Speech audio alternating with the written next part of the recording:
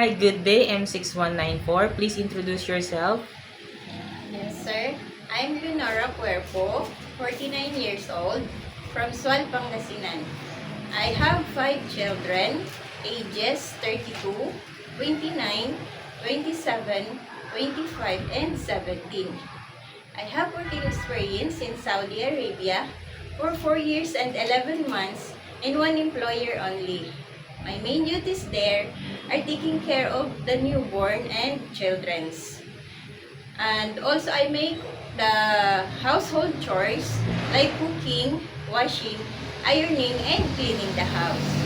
I have also working experience in the Philippines for 7 years and 2 months.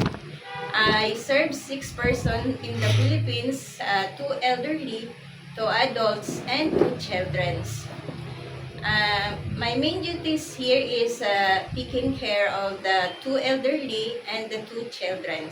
Okay, so you have a lot of experience. You have experience here in the Philippines and also almost 5 years in Saudi Arabia, right? Yes. By the way, your civil status, I'm married. your religion, I'm Catholic. highest educational attainment. High school graduate. Okay, since I saw that you have experience taking care of a newborn baby until 4 years old and a newborn baby until 1 month old, right? Yes, sir. Okay, so you know how to prepare a meal for a newborn baby. Yes, sir. Okay, if the baby is crying, what will you do? I carry and then until they sleep. Okay, and if the baby is still crying, what will you do? I check the temperature. Maybe they have stomach ache and fever. Okay, and if the baby doesn't stop to cry after you did all of your best, what will you do? I call my employer. I tell that the baby is not stop crying. Okay, why do you want to work in Hong Kong? I want to work in Hong Kong because it's higher salary than another country and a nice employer. Okay, and how long do you want to work in Hong Kong?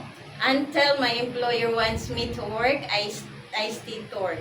Okay, so it is okay to you to extend your contract, right? Yes. Okay, do you have any idea how to prepare Chinese food? No, sir. But it is okay But to you to I'm learn. eager to learn and I will training. Okay, what will you do to learn?